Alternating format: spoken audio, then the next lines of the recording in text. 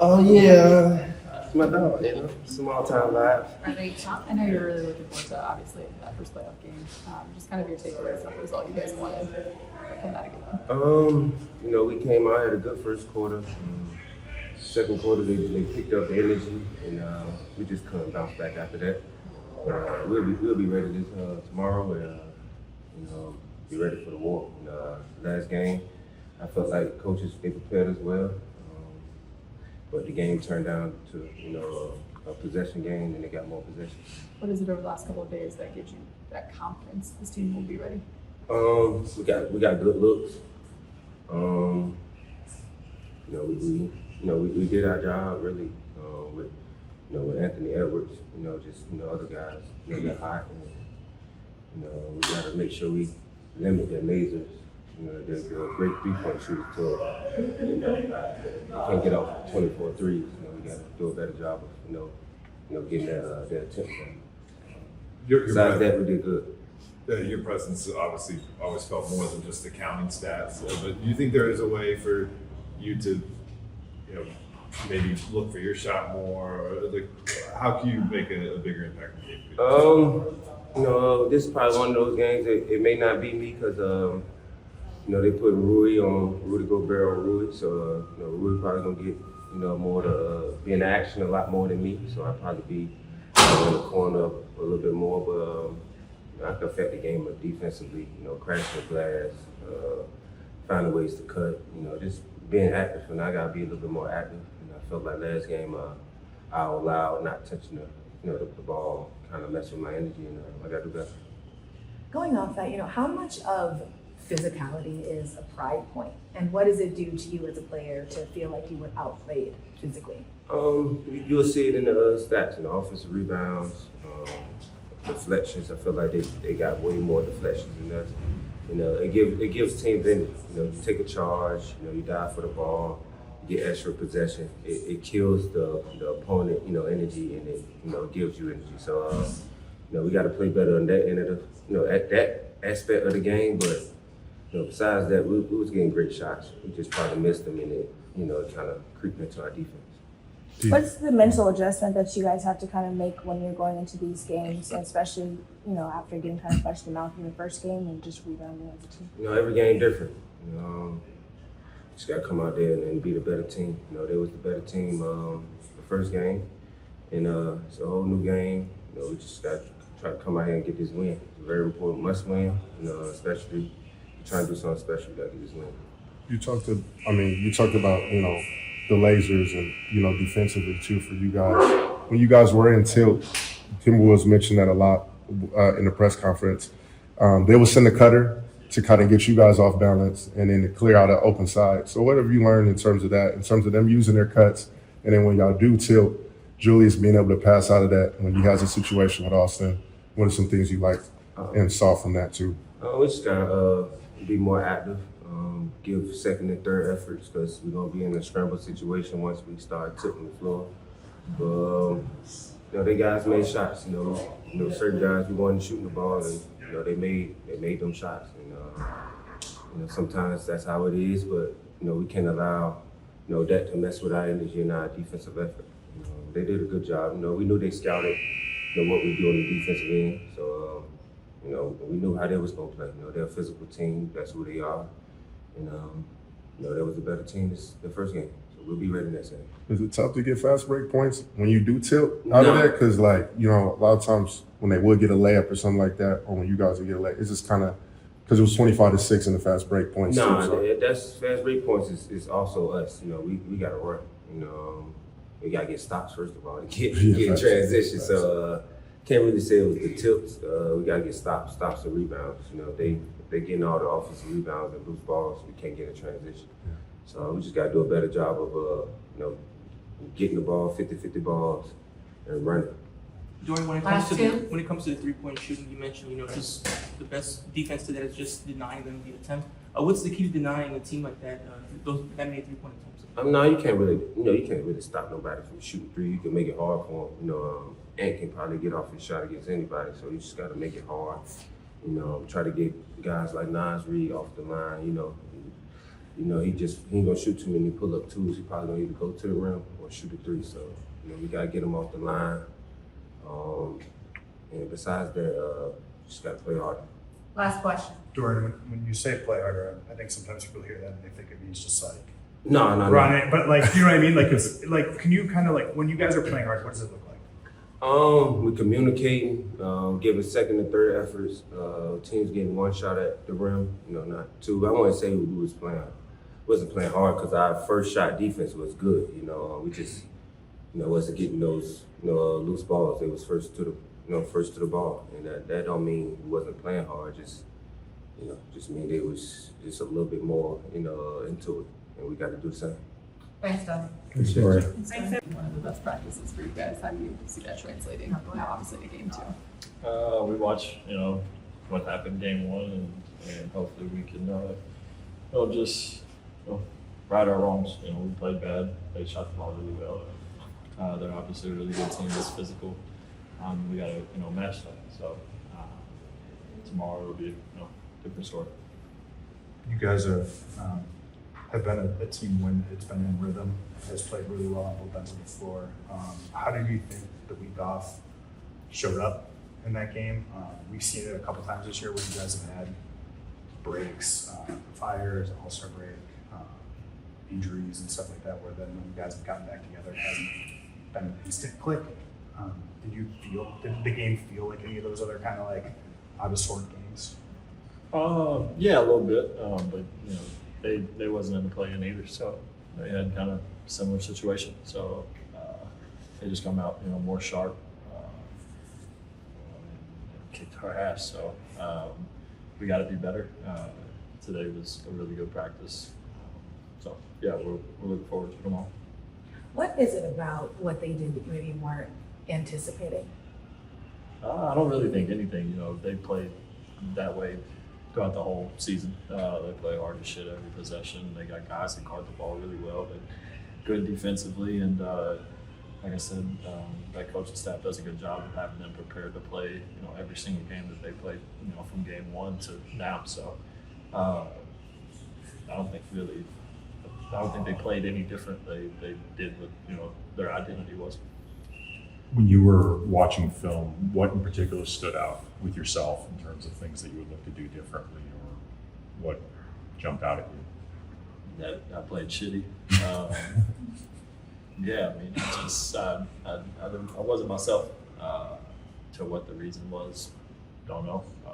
But I just got to go out there, you know, be myself, play my game, and you know, have fun doing it. You guys didn't get called for a foul, I think, for like the first quarter and a half of the game. Do you view that as an indictment of how physical you guys were being defensively? I mean, obviously you don't want to foul, but You're saying the lack of physicality. Yeah, it's probably a good indication of that. do you think when you guys are playing hard, that's been like a core identity of this team for such a when you see that on film, what does it look like? Like It's not playing hard? No, when you guys are playing hard. Like what are the things that where do you look most different, do you think, than when you guys look in game one? Just think it's the how connected we are when everybody's giving it, you know, everything they have on every possession. You know, you're more locked into every detail on both ends of the floor, and that's what, you know, the playoffs is about, is, you know, winning on small details. So unfortunately we didn't do it the first game, but you know, it's his first to win 4 games, so it's not the end of the day. You know, publicly, of course, like a lot is made about game ones. It's the first time everybody sees the two teams play, and people just kind of make a lot of conclusions based off these games.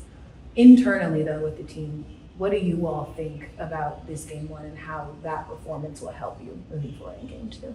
It's a good wake-up call. You know, like I said, they're a hell of a team that I believe battled some injury problems and didn't get off to the start that they wanted to, and then they've been, you know, one of the best teams over the last, I think, 20 or so games. So it was never a lack of, you know, talent or ability to play the game or how they play it.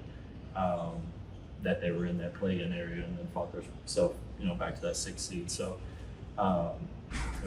it's a wake up call in the sense of we have to be prepared every single possession.